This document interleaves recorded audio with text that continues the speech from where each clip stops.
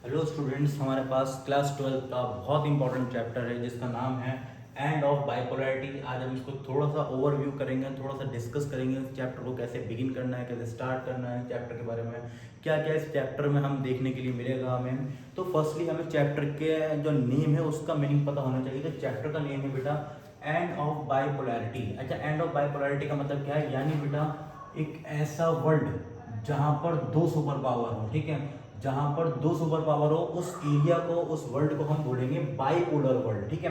अब bipolar world कैसे बनता है उसके लिए हमें जाना पड़ेगा थोड़ा सा पीछे, ठीक है। उसमें जाएंगे हम पहले वर्ल्ड वॉर सेकंड में। तो वर्ल्ड वॉर सेकंड देख लेते हैं हम। वर्ल्ड वॉर सेकंड ये होती है मेजर टू ग्रुप्स में, अलाइड फोर्स और एक्सिस पावर। अलाइड फोर्स हमारे पास थे यूके, यूएसए, यूएसएसआर, फ्रांस। यहां पर थे हमारे पास जर्मनी, इटली और जापान।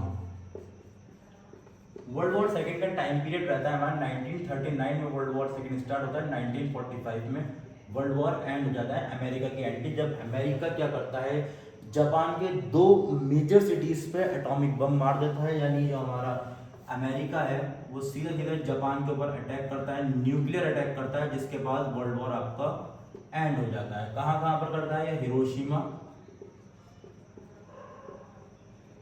And Nagasaki.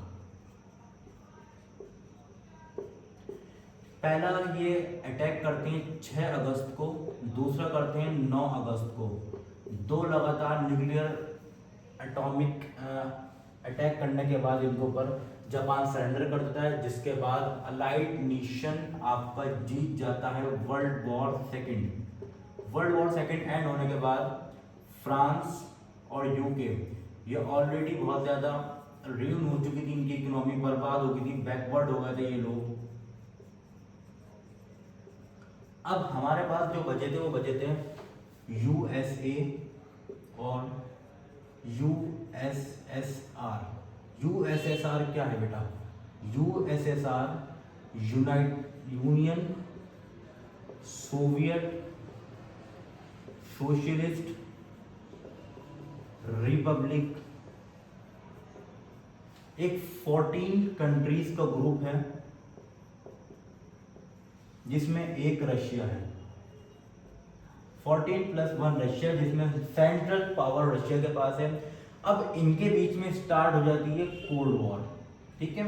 अब कोल्ड वॉर क्या है? कोल्ड वॉर एक आर्म कॉन्फ्लिक्ट है, आर्म रेस है, एक तरह से हम क्या रखते हैं, आर्म रेस है, आइडियोलॉजिकल रेस है हमारी।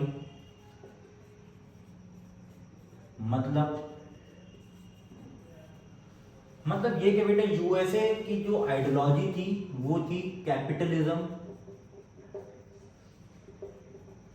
जहां की यूएसए की आइडियोलॉजी थी सोशलिज्म। तो ये आइडियोलॉजिकल वॉर था। यूएसए अपनी आइडियोलॉजी को अच्छा बोलते थे, यूएसआर अपनी आइडियोलॉजी को अच्छा बोलते थे। कैपिटलिज्म और सोशलिज्म में थोड़ा सा फर्क समझ लीजिए ताकि आपको क्लियर हो जाए चैप्टर ये।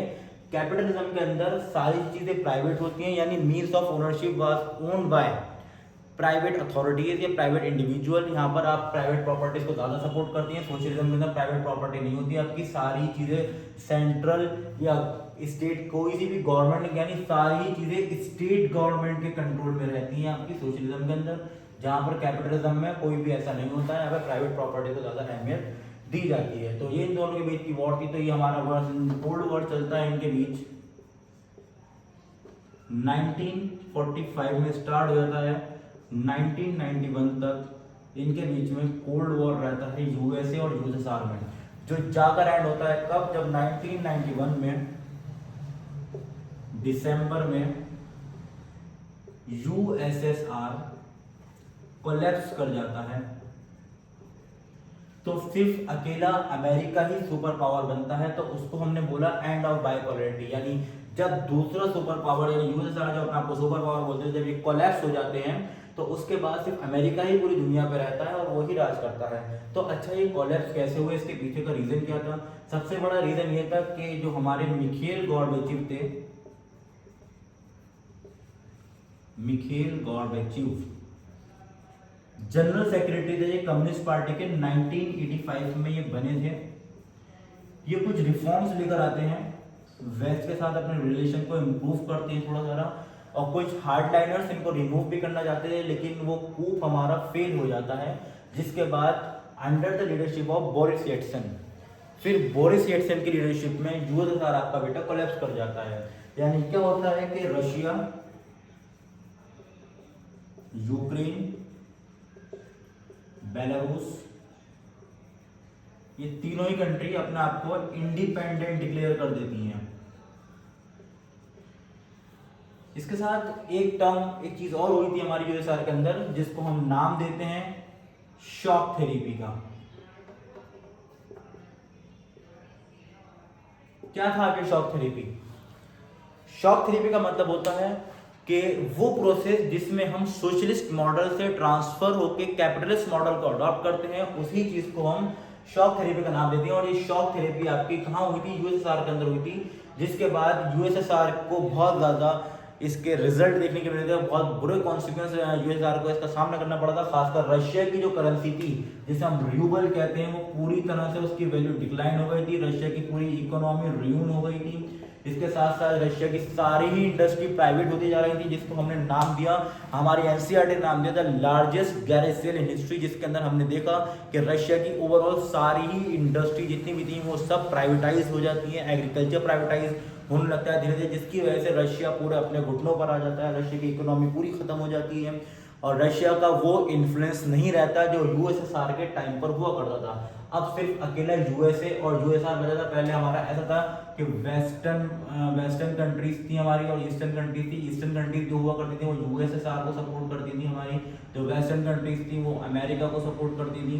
ठीक है, लेकिन फिर यूएसएसआर हमारा कोलैप्स हो जाता है, हमारा फिर यूएसए बचता है। जिसके बाद सिर्फ हमारा एंड ऑफ बाइपोलर वर्ल्ड खत्म हो जाता है। और यहीं पर ही आपका चैप्टर का अगर मैं ओवरव्यू कहूँ, जिसमें हमने चैप्टर को आपको ऊपर ही ऊपर सारा एक्सप्लेन कर देंगे चैप्टर के अंदर आप क्या क्या पढ़ेंगे, तो वो इसी वीडियो में हमने आपको बता दिया है कि ये चैप्टर किस दिशा में लेकर जा रहा है। अगर आपको 2 से 4 मिनट के अंदर चैप्टर को अच्छे से पढ़ना है तो यही चैप्टर को आप इजीली इसमें से समझ सकते हैं और अपने आंसर को बनाकर लिख सकते हैं।